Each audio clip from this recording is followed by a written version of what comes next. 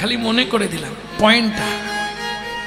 ভক্তমণ্ডলী, ভক্তিমতী মায়েরা, মায়ের এত আত্ম অহংকার এসে গেল যখন 5 মাস গর্ভ, যেই আসে তাকেই বলে দেখলে তো কত জ্যোতিষী, কত সাধু, কত মুনি, কত ঋষি সবাই বলেছিল আমার নাকি সন্তান হবে না। কেমন অসাধ্য সাধন করেছি, একে বলেই ভগবানের সেবা। এমন সেবা করেছি ভগবান দিতে বাধ্য, দৈববাণী হলো মোহিনী।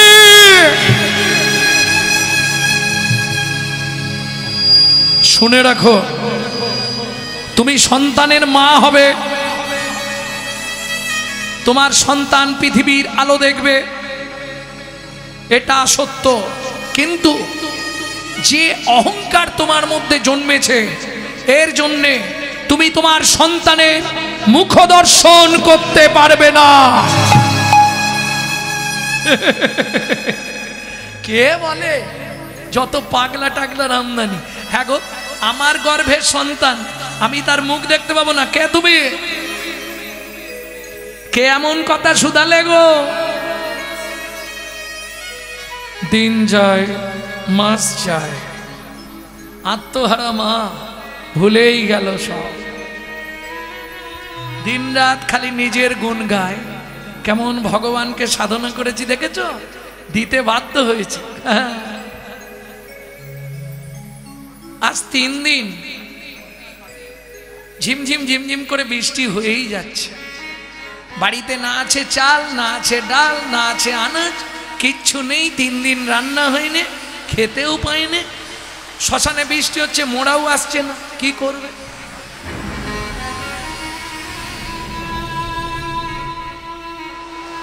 বিকেল বেলা মোহিনী বলছে, জানো আজ না শরীরটা আমার একটু খারাপ লাগছে। হতে পারে 9 মাসে পড়ে গেছে, কিছু না কিছু তো হতে পারে। তা তোমার কি খুব অসুবিধা হচ্ছে? তাহলে কাউকে ডাকবো পাড়া? না না, সেরকম কিছু নয়। এই হীরা, বাড়ি আছিস? এই বৃষ্টি থেমেছে, চল, শ্মশানে মোড়া এসে গেছে, চল। ঠিক আছে, একটু পরেই তো সন্ধে হয়ে যাবে, তোমাকে সন্ধে দিতে হবে না, তুমি এমনি দালানে বসো, আমি গিয়ে খালি মোড়াটা পুড়িয়ে দিয়ে আসি। শ্মশানে গিয়ে পা দিয়েছে আর বৃষ্টি শুরু। ওরে বৃষ্টি, এবার না পুড়িয়ে আর ফিরতে পারছে না। চলুন, চিতা সাজিয়ে শ্মশানে মোড়া জ্বালাচ্ছে, পরপর 4টে মোড়া ঢুকে গেল। ওদিকে রাত্রি তখন প্রায় 12টা। গভীর রাত্রিতে মোহিনী দেবী বিছানার ওপর প্রসব যন্ত্রণার জ্বালায় ছটপট করছে। কেউ আছো? আমায় একটু জল দাও। কেউ আছো গো? আমাকে একটু জল দাও, আমি পাচ্ছি না। কেউ আছো? কেউ আছো? কেউ আছো?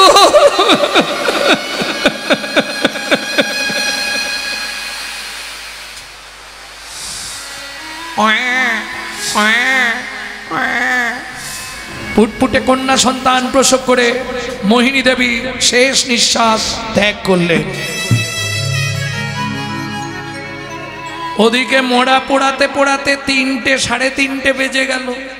ভোরবেলা হীরা চণ্ডাল এসেছে, পুটলিতে কি সব বেঁধেও এনেছে, ফল পাকুড় খাদ্য খাবার। মোহিনী, ও মোহিনী, মোহিনী দরজা খোলো। মোহিনী, ও মোহিনী। ও মা, দরজা তো তখনকার দিনে আগড়ের দরজা, আগড় চিনতেন তো, ওই বাঁশের উলট পালট করে গাঁথা থাকতো না, আগড়ের দরজা। দরজা তো খোলাই, যেই ঠেলা দিয়েছে খুলে গেছে। মোহিনী, ঘুমিয়ে পড়েছো? এই দেখো, তুমি কত সুন্দর ফুটফুটে কন্যা সন্তান প্রসব করেছো। মোহিনী, মোহিনী, মোহিনী।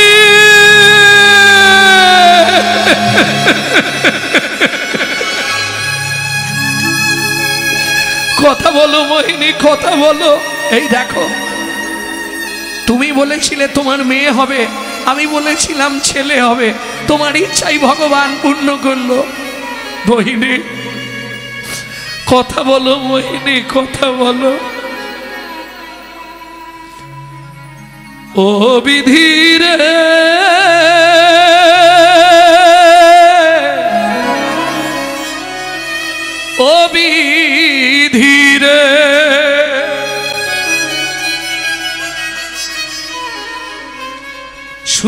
সুখের সাগর শুকায়ে গেল প্রখর রবির তাপে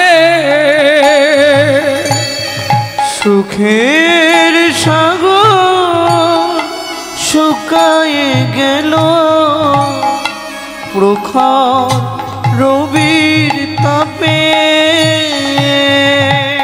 কি জানি কি দোষে স্ত্রী কেড়ে নিলে কোন জনমের পাপে কি জানি কি দোষে আমার স্ত্রী কেড়ে নিলে কোন জনমের পাপে সুখের সাগর শুকায়ে গেল প্রখর রবির তাপে সুখের সাগর শুকায়ে গেল প্রখর রবির তাপে মোহিনী ভগবান চাইল না গো, কি আর বলবো, বলার কোনো ভাষা নেই। হীরা কাঁদলে হবে? চল, জলটা থেমে আছে, মোড়াটা পুড়ি দে। এতদিন তো লোকের মোড়া পুড়িয়েছিস, আজকে নিজের ঘরের মোড়াটা নিজে পুড়াবি। চল, তবে তো মজাটা বুঝবি।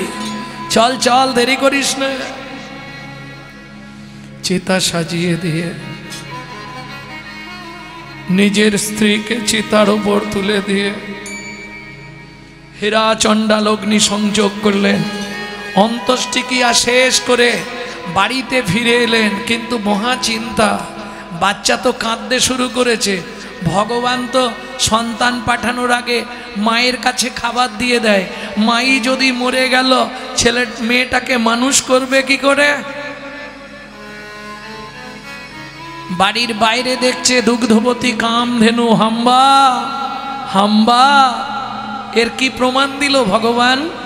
अगर ना करे चाकरी पंखी ना करे काम, दास मालिक कहे सबको दाता, जय सिया राम। बोलो जय श्रिया राम। সর্প কারো চাকরি করে না, পাখিরা কোনো কর্ম করে না, সকলের উদর পূরণে চিন্তা করে বলে ভগবানের আর এক নাম চিন্তামণি। প্রত্যেক দিন বালতি পেতে দেয়, এক বালতি করে দুধ দিয়ে যায় কামধেনু। এইভাবে দিন কাটতে থাকে। শশীকলার ন্যায় ধীরে ধীরে বড় হতে থাকে ছোট্ট মেয়ে। নাম তো একটা রাখতে হবে, আমার জীবনে তো আর কেউ নেই, আমার যা কিছু সব ওরই, সব ওরই, সব ওরই। তাই মেয়ের নাম রাখলেন সবরি, সবরি, সবরি, সবরি, সবরি, সবরি। ও মায়েরা, মুশকিলটা কোথায় জানেন? যে করে আমার আশ, আমি করি তার সর্বনাশ।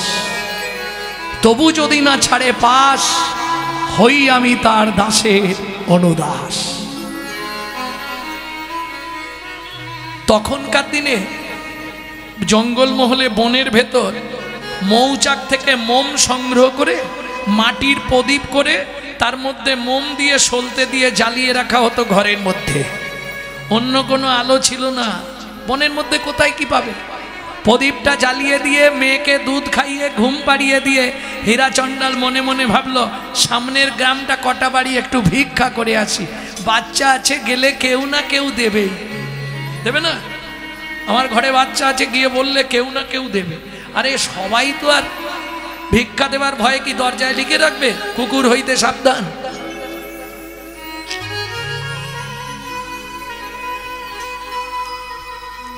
সে যার কুকুর আছে সেও লিখছে, যার নেই সেও লিখে দিচ্ছে।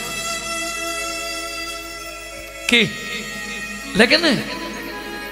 তার মানে কি কুকুর লেখা থাকলে তাহলে আর ভিখারিরা এসে ঝামেলা করবে না? যাবা যাবা যাবা। হরি বল হরি বল। আর এটাই তোমার দুর্ভাগ্য যে তোমার পয়সাটা কোনো বৈষ্ণবের কাছে গেল না। কেন? তুমি যা পারো না, তোমার উপকারের জন্য বৈষ্ণব তোমার বাড়িতে ভিক্ষা করতে আসে। তুমি তো জীবনে ভগবানকে দিয়ে খাওনি, তোমার পয়সা নিয়ে গিয়ে কিছু কিনে বৈষ্ণব ভগবানকে দেয়, এতে পূর্ণ ফলটা তোমারই হয়, তার নয়। ভক্তমণ্ডলী, ভক্তিমতী মায়েরা, হীরা চণ্ডাল ভিক্ষায় চলল। ঘরের মধ্যেই ঘুমিয়েছিল 5 বছরের সবরি, ঘরের মধ্যে 4 বছর 3 মাস, 5ই ধরুন যদি গোটাগোটি ধরা হয়, নালে 4 বছর 3 মাস ঘুমিয়েছিল ঘরের মধ্যে। পাশ ফিরতে গিয়ে পা লেগে প্রদীপটা পড়ে গেছে। যা পড়ে গেছে পাতার ঘর, দাউ দাউ করে আগুন জ্বলে গেছে। ও তো বোঝে না, ও তার ঘুমিয়েই আছে। ওদিকে চিৎকার শুরু হলো, ওরে ভাই আগুন জ্বলছে রে, হাই দেখ হীরার ঘরে আগুন লেগেছে, আরে জল নিয়ে দৌড়া সবাই। যত গ্রামের লোক এসে জল ঢালছে। ওদিকে তো সময় মতো গাভী এসে গেছে দুধ দেবে, সে তো দেখতে পাচ্ছে না, বালতি কেউ বের করছে না, দেখছে আগুন জ্বলছে, ছুটে গেল অগ্নি প্রজ্বলিত ঘরের মধ্যে, মাথা দিয়ে ঠেলা দিয়ে জাগিয়ে তুললো সবরীকে। ছোট্ট সবরী চিৎকার করে উঠলো, আগুন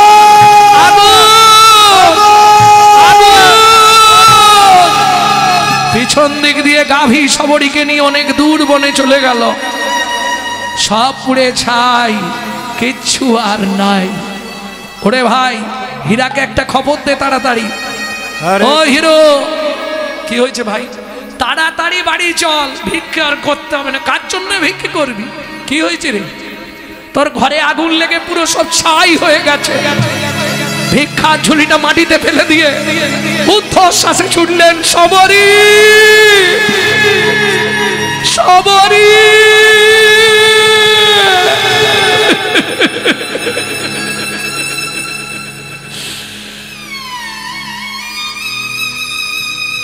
শ্মশান হয়ে গেছে, সব পুড়ে ছাই হয়ে গেছে ঘর। যেমন কাঁথা চাপা দেওয়া ছিল, সেই কাঁথাটা লম্বা ভাবে পুড়ে গেছে, বোঝা যাচ্ছে ওর মধ্যেই মেয়েটাও মরেছে।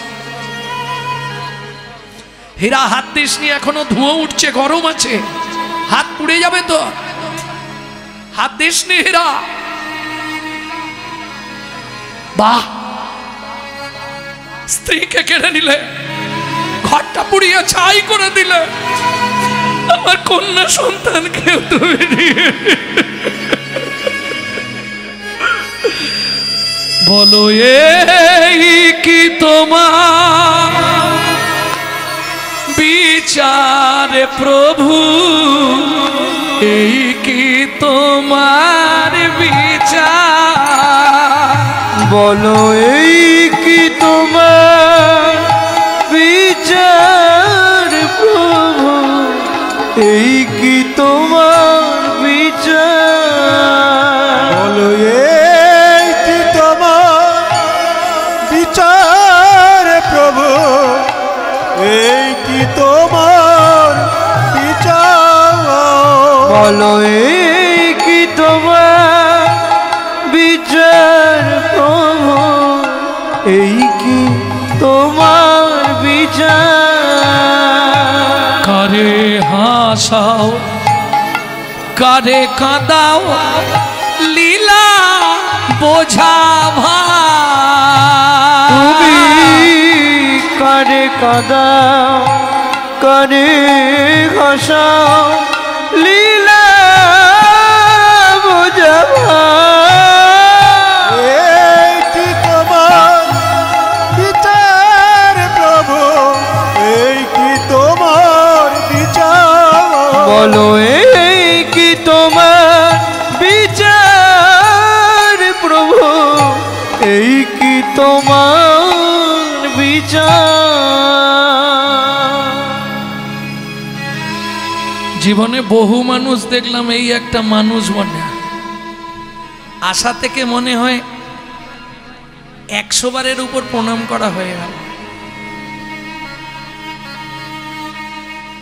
আর যেদিন থেকে এখানে ডেট লিখেছে মোটামুটি প্রতি হপ্তাহে হপ্তাহে একবার করে ফোন করবে, কোথায় আছেন, শরীর ঠিক আছে তো, ভালো আছেন তো। এগুলো অন্য কিছু বিচার করে হয় না, এগুলো হয় মনের সঙ্গে যখন মনের কোনো মিল ঘটে যায় তখন এগুলো হয়। ভক্ত ভক্তের খোঁজ ঘন ঘন নেয়, সাধক সাধকের খোঁজ নেয়। কি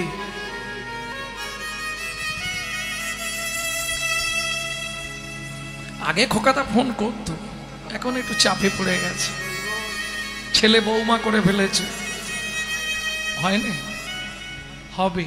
আচ্ছা আচ্ছা, তবে যাদের ভালোবাসি ঈশ্বরের কাছে প্রত্যেক দিন কামনা করি, তারা যেখানেই থাক যেভাবেই থাক তাদেরকে তুমি তোমার চরণের ছায়ায় রেখো, চরণ থেকে না তারা বঞ্চিত হয়ে যায়। জীবনের চরম চাওয়া হলো এটা।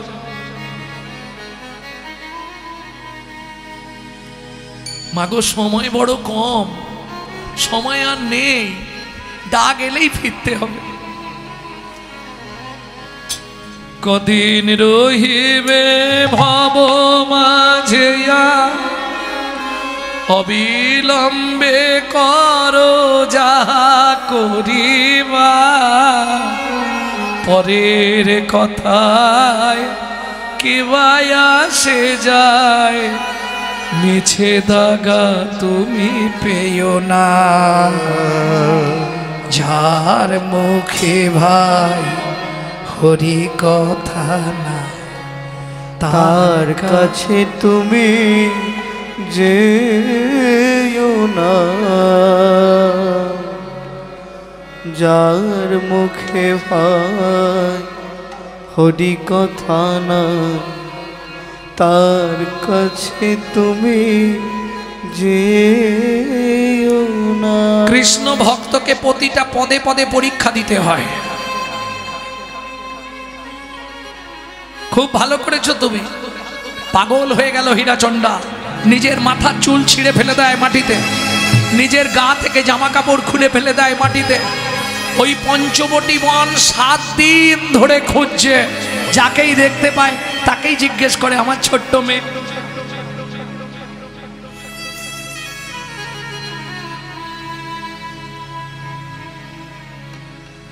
আমার ছোট্ট মেয়ে সবরীকে দেখেছো ভাই? না না, তোমরা দেখবে কি করে, সে যেখানে থাকার ঠিকই আছে। সবরী, ও মা, আমি তোর বাবা, আর কোনোদিন তোকে বকবো না, কোনোদিন তোকে একা ফেলে যাব না, একবার অন্তত সাড়া দে না মা, কোথায় গেলি তুই? 7 দিনের দিন সন্ধ্যায় মনে মনে ঠিক করছে আজকেই শেষ খোঁজা, সারাদিন খুঁজবো, সন্ধ্যার পর যদি না পাই তাহলে ওই সরজু নদীতে গিয়ে প্রাণ বিসর্জন দিয়ে দেব। ভগবান দেখলো আর পরীক্ষা করা যাবে না, ও দৃঢ় প্রতিজ্ঞা করে ফেলেছে, ফিরে আসছে, সরজু নদীর দিকে যাচ্ছে। হঠাৎ দেখতে পেল কোথায়, বট বৃক্ষের তলে সবরী, কর জোড় করি। বট বৃক্ষ তলে সবরী, কর জোড় করি। গাভীর দর তলে ভজেন শ্রী হরি, গাভীর দর তলে ভজেন শ্রী হরি। বলি গাভী কন্যা বাঁচায়েছে, গাভী কন্যা বাঁচায়েছে, গাভী কন্যা বাঁচায়েছে, গাভী কন্যা বাঁচায়েছে। বলি বাৎসল্য প্রেমে এই তো রীতি, গাভী কন্যা বাঁচায়। বাৎসল্য প্রেমের এই তো রীতি, যাই রে লীলার বলি হারি যায়। বাৎসল্য প্রেমের এই তো রীতি, বলি হারি বাৎসল্য প্রেমের এই তো রীতি। গাভী কন্যা বাঁচাইছে, গাবি হাম্বা হাম্বারবে চিৎকার করে হীরা চণ্ডালকে ডাকলো। হীরা চণ্ডাল কাছে যেতেই তার কন্যাকে তার কাছে সঁপে দিয়ে গাবি দূর বনে যাত্রা করলো। নতুন করে আবার পঞ্চবটি বনে পাতার কুঠি রচনা করলেন। মাত্র 3 মাসের মধ্যে হীরা চণ্ডাল দৈব দুর্ঘটনায় মারা গেলেন। একা কি খাবে? বুদ্ধি দেখুন। এই জন্যে বলে গাছ যদি ভালো হয় ফল ভালো হবে। বাবা ভালো, মা যাই পারে করুক, মা তো মরেও গেছে। বাবা যে কদিন ছিল সব সময় হরিকথা শোনাতো। এই হরিকথা শ্রবণের একটা গুণ আছে জানেন, সাইড এফেক্ট, যাকে বলে পার্শ্ব প্রতিক্রিয়া। ভক্তমণ্ডলী ভক্তিমতী মায়েরা কি খাবে? ভিক্ষে চাইলে কে দেবে? রান্না করব কি করে? আমি এইটুকুনি, হ্যাঁ, উনুন কররে রান্না কররে খেয়েছো তো পারবো নি, কি খেয়ে বাঁচবো? পঞ্চবটি বনের শেষ প্রান্তে ছিল মতঙ্গ মুনির আশ্রম। দুপুরের একটু আগে গিয়ে আশ্রমের পিছন দিকে যেখানে এঁটো পাতা ফেলা হয় ওইখানে গিয়ে দাঁড়িয়ে থাকতো। সাধুরা খেয়ে এঁটো পাতা ফেলে দিত, তাতে যে প্রসাদগুলো লেগে থাকতো সেই প্রসাদগুলো এক জায়গায় জমিয়ে সেইগুলোকে বসে বসে খেত সবরই।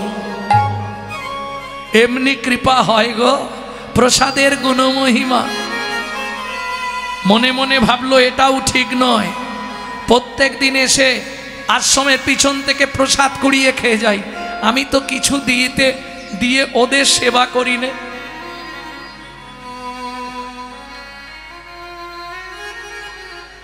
এটা আমার অন্যায় হচ্ছে, এটা আমার অপরাধ হচ্ছে, কাল থেকে আমাকেও সেবা করতে হবে। পঞ্চবটি বনে ভাবে মনে মনে, পঞ্চবটি বনে ভাবে মনে মনে, সেবা করি মুনি গণে,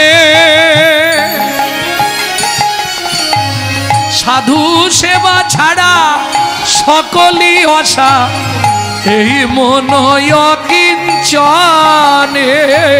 সাধু সেবা ছাড়া সকলি অসার, এই মন অকিঞ্চনে। সাধু সেবা ছাড়া ধর্ম নাই রে, সাধু সেবা ছাড়া ধর্ম নাই রে। কি লাভ হবে? সাধুর কৃপায় পাবে ভগবানে, সাধু সেবা ছাড়া ধর্ম নাই রে। সাধুর কৃপা পাবে ভগবানে, বলে ভক্তি যুথ হয়ে মনে, সাধু সেবায় পাবে ভগবানে, দুঃখ হে মনে, সাধু সেবায় পাবে ভগবানে। সাধুর কৃপা ছাড়া ধর্ম নাই রে। সাধু কৃপা কি করে?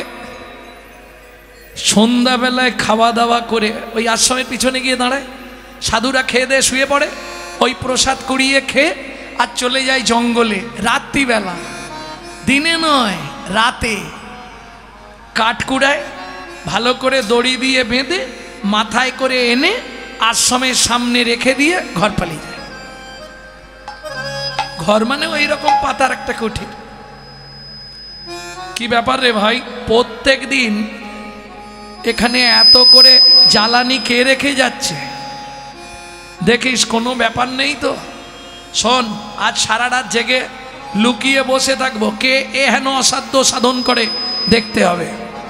গভীর রাত্রিতে কাঠের বোঝা মাথায় নিয়ে ছোট্ট মেয়েটা আসছে আর গান গাইতে গাইতে আসছে। কি গাইছে শোনো, একবার বলে রে আমার মন মন, কত দিনে পাবি রে তুই সাধুর শ্রীচরণ। একবার বল রে আমার মন, কত দিনে পাবি রে তুই সাধুর শ্রীচরণ।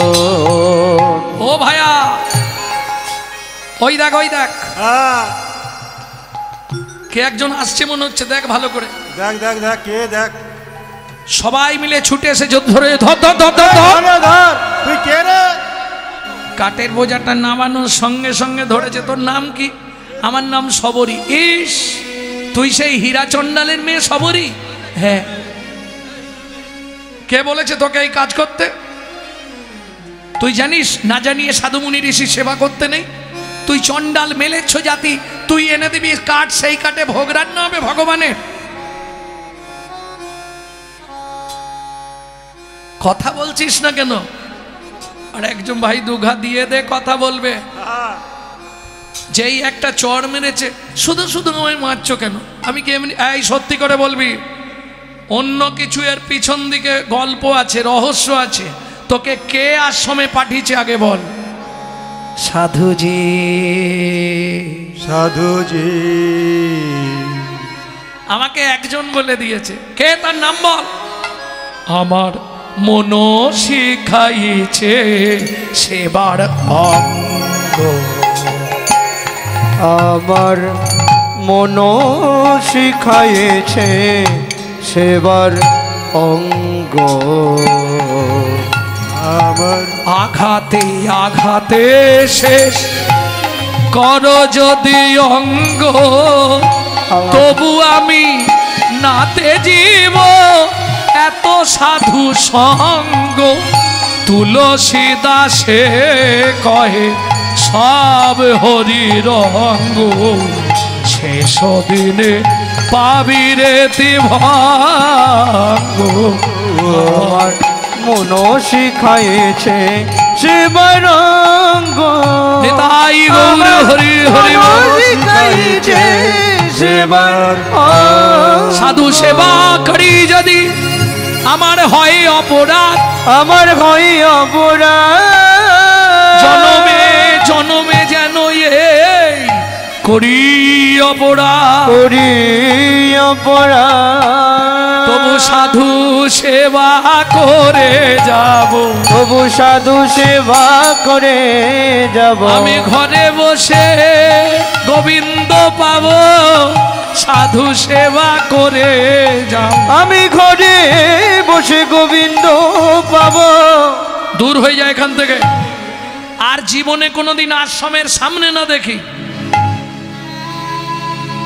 ঠিক আছে, বলছো যখন সামনে আসবো না, কিন্তু পিছনে আসবো।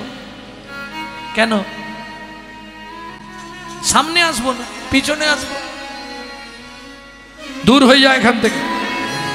আশ্রমের প্রতিষ্ঠাতা যিনি ঋষি মন্তঙ্গ মুনি, ছোট্ট সবরীকে ডেকে বললেন, মা, ওরা তোকে চিনতে পারে, চলে যা, গিয়ে গঙ্গায় স্নান করে আয়, আমি তোর কর্ণমূলে মন্ত্র প্রদান করব।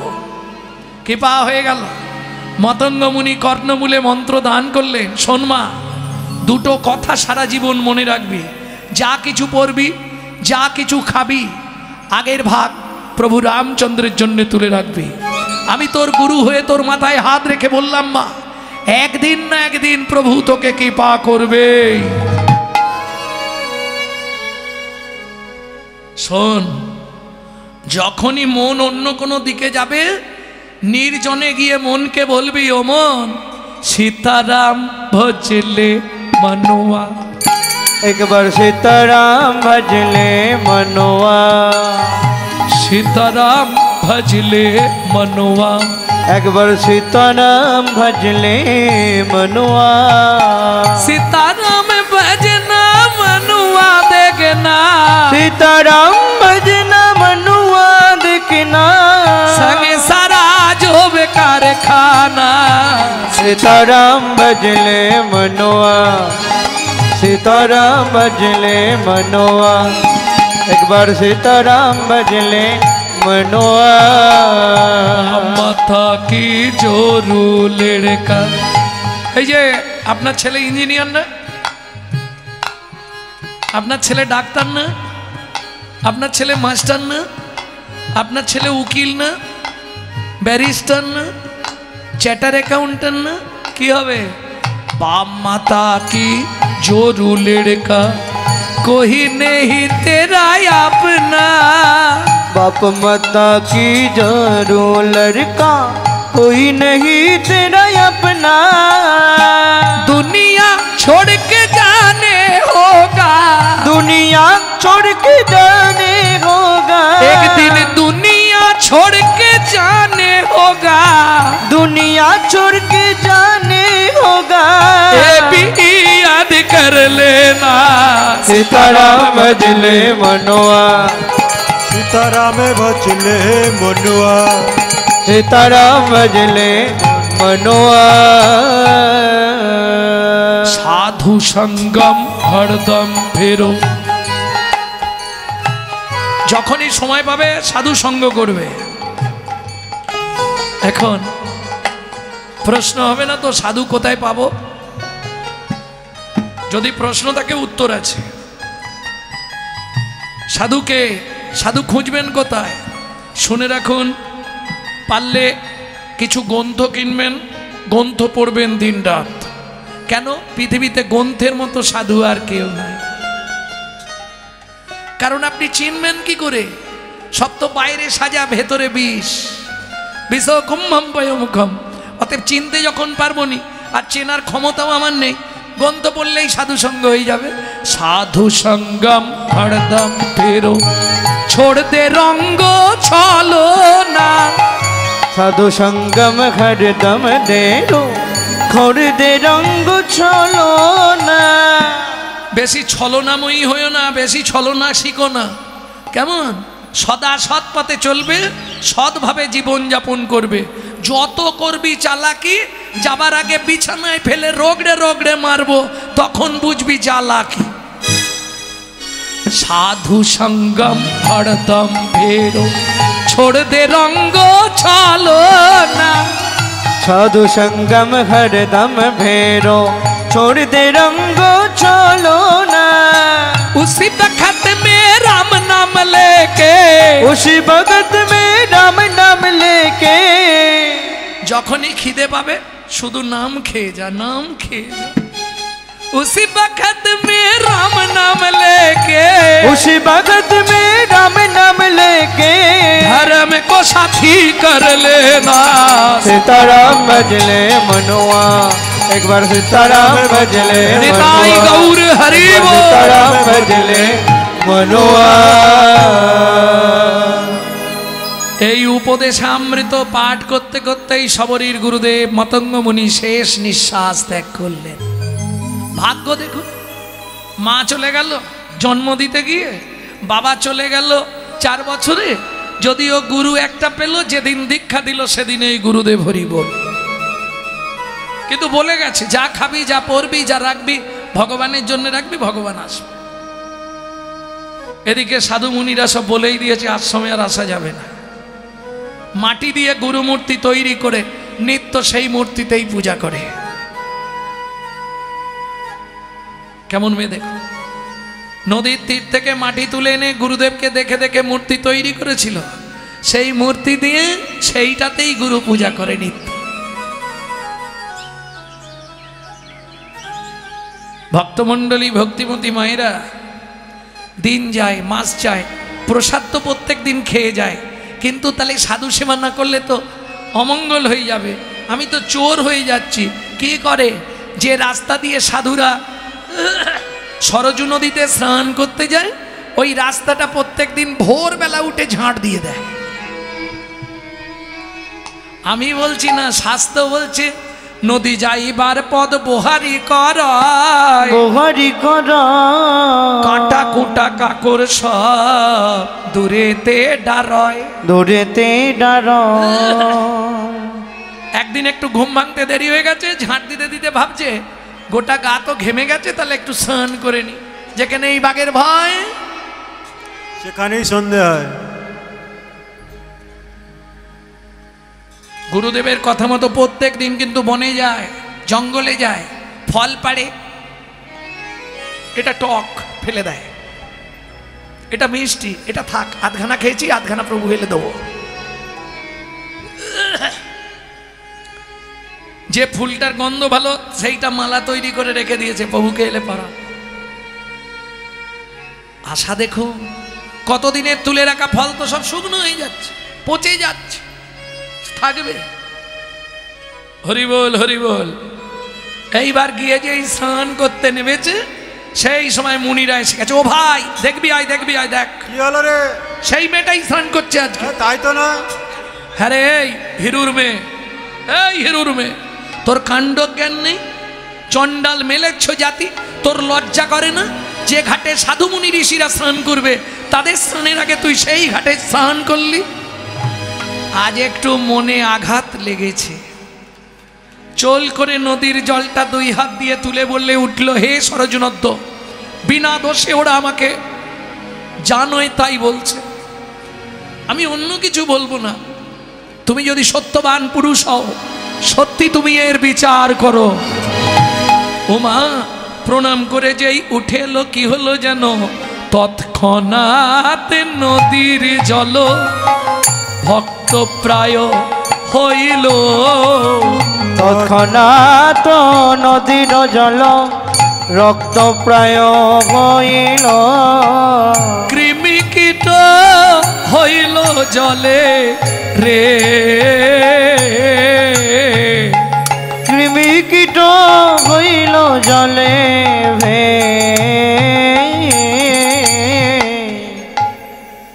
দেখলি কি হলো? কি করে দিল? মনে হয় জাদুবিদ্যা জানে। এ ডাইনি ভাইনি নয় তো, মনে হয় ডাইনি বিদ্যা জানে। জলটা পুরো রক্তের মতো লাল হয়ে গেল রে ভাই। ও মা, দেখ বড় বড় পোকা ভাসছে। এ কি অবস্থা! সময় হয়ে এসেছে, যেতে হবে। ওদিকে রামচন্দ্র, লক্ষণ, সীতা তিনজন এসে দাঁড়িয়ে আছে। আজকের রাত্রিটা কাটাতে হবে। গঙ্গার ধারে আসতে সন্ধে হয়ে গেছে। গঙ্গা পেরোলে পঞ্চবটি বন। তা লক্ষণ রাম আর সীতাকে বসিয়ে ওই রামচরিত মানস পাঠ করছে। যার কথা তারই গ্রন্থ পাঠ করে তাকেই শোনাচ্ছে। হরিবোল হরিবোল হরিবোল, তাকেই শোনাচ্ছে রামায়ণের আদি কথাগুলো। ওদিকে ওই ঘাটের একজন মাঝি কিবট এসে বসেছে, সারাক্ষণ পাঠ শুনেছে। শুনে বাড়ি যাওয়ার সময় বলছে, লক্ষণ ঠাকুর একটা কথা বলবো। কি? কাল তো প্রভু পার হবে। কালকে প্রভু যখন পার হবে, এই ঘাটে না অনেক ভালো ভালো নৌকা থাকে, তুমি একটু ব্যবস্থা করে দাও না। আমার তো ভাঙা নৌকা আর ময়ূরপঙ্খী নৌকা আছে অনেকগুলো। প্রভু ওদের ভালো নৌকা দেখলে আর আমার নৌকায় উঠবে। তুমি এমন ব্যবস্থা করো কাল না কারো নৌকা ঘাটে থাকে, শুধু আমার নৌকাটাই যেন ঘাটে থাকে। ঠিক আছে মাধব, আজ তুই মন দিয়ে পাঠ শুনেছিস, ওটা আমি ব্যবস্থা করে দেবো। হরিবোল হরিবোল।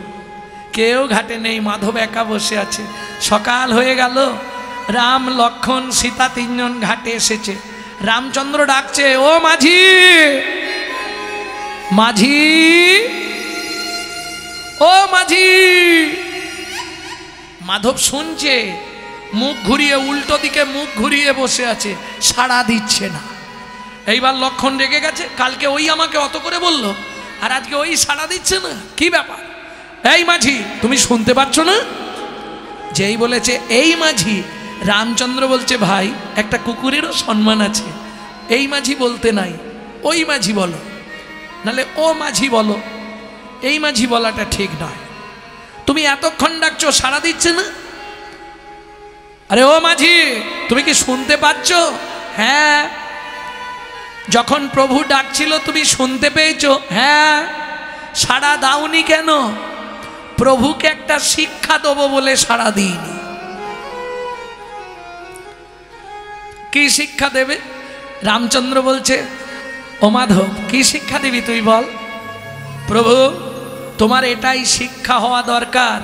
নিত্য নিত্য কত জীব পারের ঘাটে গিয়ে বারবার তোমাকে ডাকে, ভগবান দেখা দাও, ভগবান নিয়ে চলো। তুমি যখন নৌকাটা না ভেড়াও তখন তাদের দশা কেমন হয় তুমি নিজে নিজে অনুভব করো। রামচন্দ্র বলছে, বাহ, এটা তো ভালো শিক্ষা দিলি রে। সত্যি তো, আমার খুব ভয় হচ্ছিল তুই কি সত্যি যাবি নি। যাক, কথায় বেলা চলে যাবে, এক কাজ কর, তুই আমাকে ওপারে করে দিবি তো? হ্যাঁ। কত নিবি? আগে কথা বলে নেওয়া ভালো, নাবার পরে কেচাকেচি ভালো লাগে না। কি নাবার পরে বেশি চেয়ে ফেলবি, আমার কাছে নেই, দেবো কোথা থেকে? প্রভু, তুমি আগে একটা কথা বলো তো। কি? কোনো মাঝি বিপদে পড়েছে, কোনো মাঝি তাকে পার করে দিচ্ছে, তাহলে সে কি মাঝি হয়ে মাঝির কাছে পয়সা নেয়? তার মানে বুঝলে না প্রভু, তুমিও মাঝি, আমিও মাঝি। তুমিও মাঝি আমিও মাঝি, তুমিও মাঝি আমিও মাঝি, তুমিও মাঝি আমিও মাঝি, সেদিন পার করে দিও।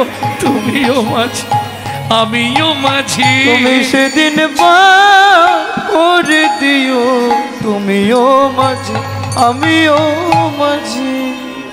তবে প্রভু একটা শর্ত, তোমার সঙ্গে আমার কোনো শত্রুতা নেই, তোমার দেহের সঙ্গে কোনো শত্রুতা নেই, তোমার চরণের সঙ্গেও কোনো শত্রুতা নেই, কিন্তু তোমার চরণের তলায় যে ধুলোটা আছে ওর সঙ্গে আমার একটা শত্রুতা আছে।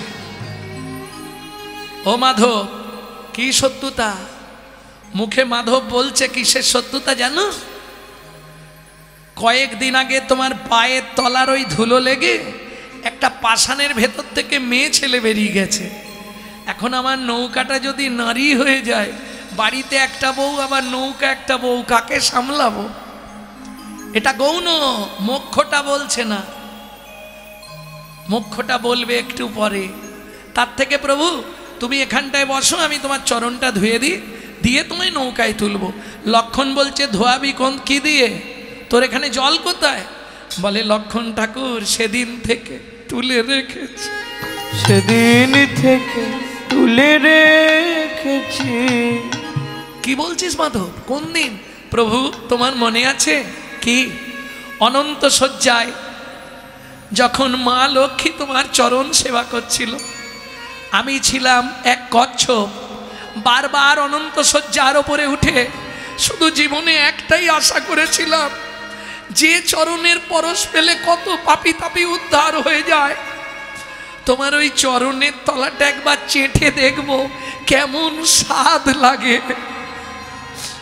এই আশায় যতবার উঠেছি, মা লক্ষ্মী আমাকে শেষবারে একদম মাঝ সমুদ্রে ছুঁড়ে ফেলে দিল। ওই সমুদ্রের নোনা জল নাক মুখ দিয়ে ভেতরে চলে গেল। অনেক কাঁদলাম। তখন তুমি আমায় দৈবমানি করে বললে, কচ্ছপ তুই দুঃখ করিস না, এ জন্মে পেলনি তো পেলিস না তো কি হবে, আগত তেতা যুগে আমি যেদিন রাম হব, তোকে কৃপা করলাম, তুই সেদিন হবি মাধব মাঝি। মাধব মাঝি, তুই সেদিন হবি মাধব মাঝি, তুই সেদিন হবি মাধব মাঝি। আজ ধুলা পেলি নে তো কি হয়েছে, সেদিন যা ধুলা তুই একাই নিবি, ধুলা তুই একাই নিবি, তোর নয়ন জল রেখে দিবি, যা ধুলা তুই একাই নিবি, তোর নয়ন জল রেখে দিবি, যা ধুলা তুই একাই নিবি। মাধব মাঝি নয়নের জল দিয়ে চরণটা ধোয়াচ্ছে। তোমার এই চরণটা পাবার জন্য এতদিন অপেক্ষা করতে হলো। চলো, চাগিয়ে নিয়ে গিয়ে রামচন্দ্রকে পা ঝুলিয়ে বসিয়েছে। কেন? যদি নৌকা নারী হয়ে যায় তখন তো বিপদ হয়ে যাবে না। পাটা ঝুলিয়ে রাম বসে আছে।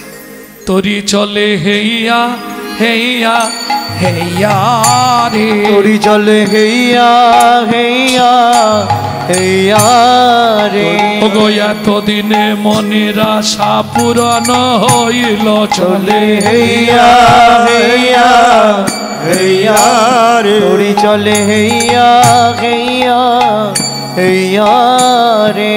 বলি মাধবের মনের কথা প্রকাশ হইল, চলে হেইয়া হেইয়া হেইয়া রে, ভব সিন্ধু পারের তুমি শক্ত কর্ণধার, চলে হেইয়া হেইয়া হেইয়া রে। দয়াল এ জগতে তুমি বিনা গতি নাহি আর, চলে হেইয়া হেইয়া হেইয়া রে।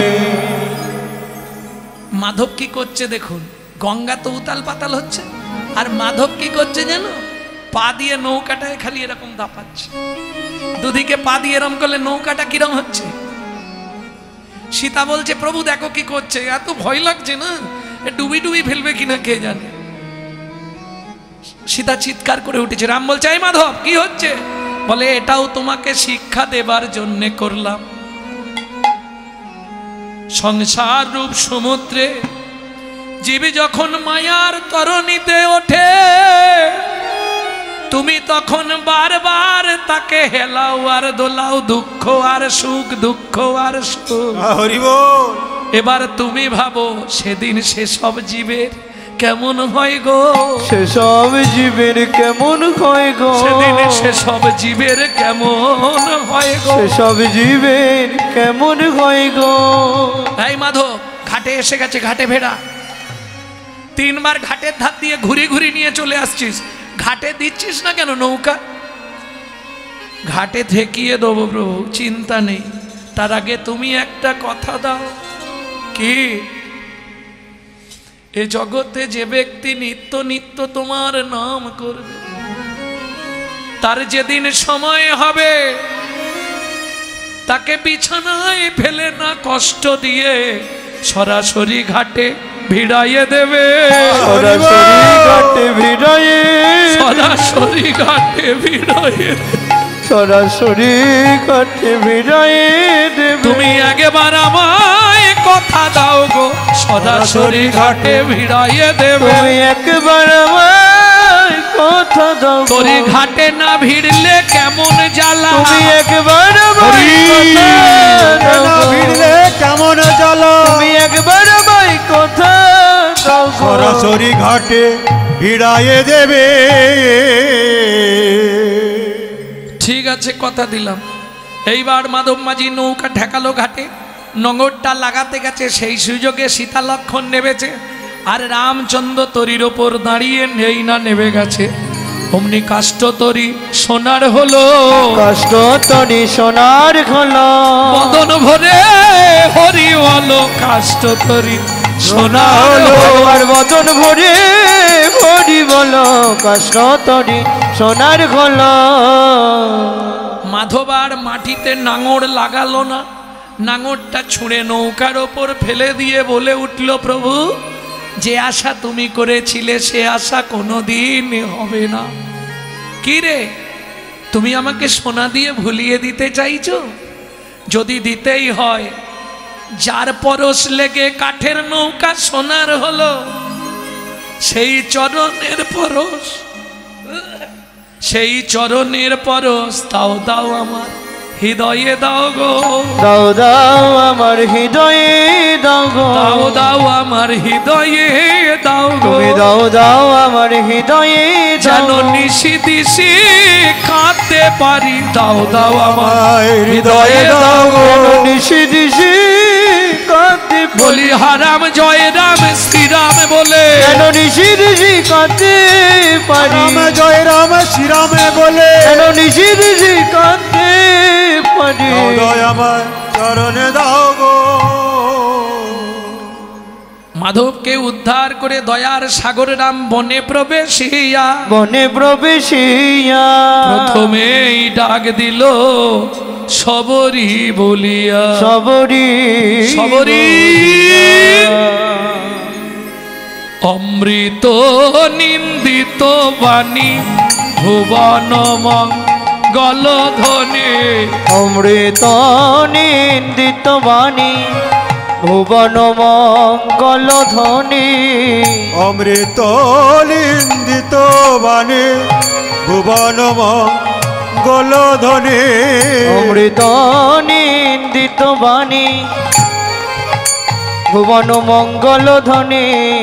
আর ত্রাগে স্নেহের সহিতে সহিতে, আর তাহে সে রসো এতে, আর তাহে স্নেহের সহিতে সহিতে, আর তাহে সে রসো এতে, সবরীর কর্ণে আসি প্রবেশিল সেই সুধা রাশি, সবরীর কর্ণে আসি প্রবেশিল সুধা রাশি, সবরীর কর্ণে আসি প্রবেশিল সুধা রাশি, সবরীর কর্ণে আসি প্রবেশিল সুধা রাশি হিয়া ধরি রহে চমকিতে চমকিতে হিয়া ধরি রহে চমকিতে হিয়া ধরি রহে চমকিতে চমকিতে হিয়া ধরি রহে চমকিতে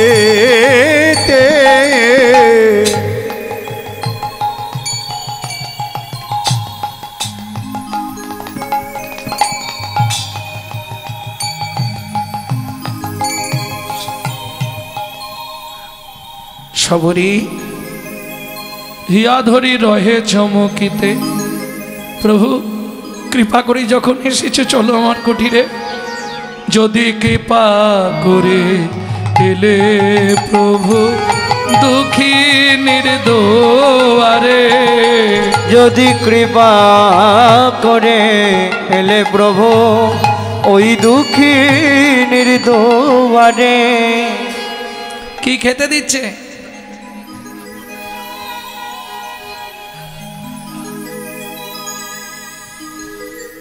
গাছের শুকনো পাতা পেতে দিয়েছে, আর শুকনো পাতা পেতে দিয়ে তার ওমাইরা সেই খেতে খেতে যে ফলগুলো মিষ্টি লেগেছিল সেই শুকনো ফল, কতদিনের বাসি তুলে রাখা শুকনো ফল ভগবানকে খেতে দিয়েছে। আর যেই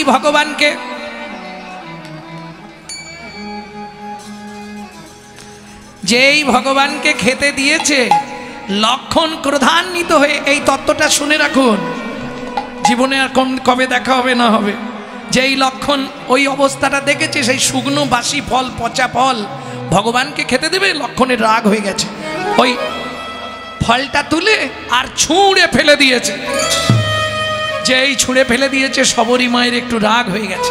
সবরী বললে, শোনো লক্ষণ ঠাকুর, আজ তুমি যে ফল ছুঁড়ে ফেলে দিলে, একদিন ওই ফলেতেই প্রাণ বাঁচিবে, ওই ফলেতেই প্রাণ বাঁচিবে, ওই ফলেতেই প্রাণ বাঁচিবে, ওই ফলেতেই প্রাণ বাঁচিবে। ওই যে লক্ষণ ঠাকুর ফল ছুঁড়ে ফেললো, গিয়ে পড়লো গন্ধমাদন পর্বতে, সেখানে জন্মালো বিশল্যকরণী। আজুই আনন্দের সীমানাই, আজুই আনন্দের সীমানাই, উচ্ছিষ্ট সুগনা ফল ভাঙামিত পাত্রে জল, উচ্ছিষ্ট শুকনো ফল ভাঙামিতে পাত জল। পদ্মাসন রচিল তথা, আজ আনন্দের সীমানা,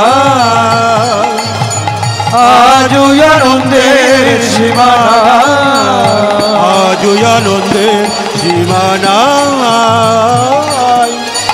আজ আনন্দের সীমানা। ভক্তমণ্ডলী, ভক্তিমতী মায়েরা, এইবার চলুন সেবা শান্তি মিটিয়ে। রামচন্দ্র বললেন, চলো একবার সরজুটা দেখে আসি। সরজু নদীতে যখনই রামচন্দ্র গেলেন, মুনিগণ আছাড় খেয়ে পড়লেন ভগবানের চরণে। একই অবস্থা সরজুর জল, তা জানি না প্রভু, তবে সেই দিন জল এরকম হয়ে গেছে। কোন দিন? সর্বাগ্যে সবরী যেদিন করেছিল স্নান, করেছিল স্নান, ওই চণ্ডালির পরশে জল হইল এমন, হইল এমন। ভগবান মনে মনে ভাবলো, এরা সাধু হলে কি হবে, মনের মলিনতা যায় না, এদেরকে শিক্ষা দেবার আজকেই ভালো সুযোগ। প্রভু তুমি বলো কি করলে জল নির্মল হবে? ভগবান ক্ষণেক মস্তক নিচু করেছিলেন, যখন মুনিগণ অনেক কাকুতি মিনতি করছে, ভগবান মুখ তুলে বললেন, উপায় একটাই, ধরো গিয়া সবরীর পায়, তোমরা ধরো গিয়া সবরীর পায়, চরণ পরশে জল হইবে নির্মল, চরণে পরশে জল হইবে নির্মল। প্রভু বাক্য বিধা কভু নয়, নাই ধরো গিয়া সবরি রমায় ধরো গিয়া কি বলো প্রভু ধরো গিয়া আমাকে ধরবে বেশ তবে তোমার ইচ্ছাই পূর্ণ জলে না বিরাম নামে করে নিরন্তর জলে না বিরামে নামে করে নিরন্তর চরণ পরশে জল হইল নির্মল চরণ পরশে জলে হইল নির্মল উঠে এসে সবরী প্রভু রামচন্দ্রের চরণে প্রণাম করে বললে প্রভু তোমার কথা আমি রেখেছি এবার আমার কথাও রাখতে হবে কি ইচ্ছা আমার শেষ দেহ আমি তোমার চরণে অর্পণ করতে চাই জয় রাম বললি সবরী চরণে পড়িল জয় রাম বলি সবরি চরণে পড়িল প্রভু তারে শিবৈকুণ্ঠ থামে পাঠাইল প্রভু তারে বৈকুণ্ঠ ধামে পাঠাইল ভক্ত শনে ভগবানের মিলন হইল ভক্ত শনে ভগবানের মিলন হইল ভক্তগণ প্রেমানন্দে হরি হরি প্রেমানন্দে হরি হরি বলো ব্রজলীলা গৌরী লীলা ভাব সম্মিলন ভোজলীলা গৌরী লীলা ভাবের সম্মিলন রাম ললিতা জয় শ্রী রাধা রমন রাম ললিতা জয় শ্রী রাধা রম উলুধ্বনি জয়ধ্বনি ভরিল ভুবন উলুধ্বনি জয়ধ্বনি ভরিল ভুবন ভক্ত শনে ভগবানের মধুর মিলন ভক্ত শনে ভগবানের মধুর মিলন জয় শচী নন্দন জয় গৌর হরি জয় সচিনন্দন জয় গৌর হরি বিষ্ণুবিহার রাম নদিয়া বিহারী বিষ্ণুপ্রিয়া পানারাম নদিয়া বিহারী ভজনিতায় গৌর রাধে শ্যাম জপ হরে কৃষ্ণ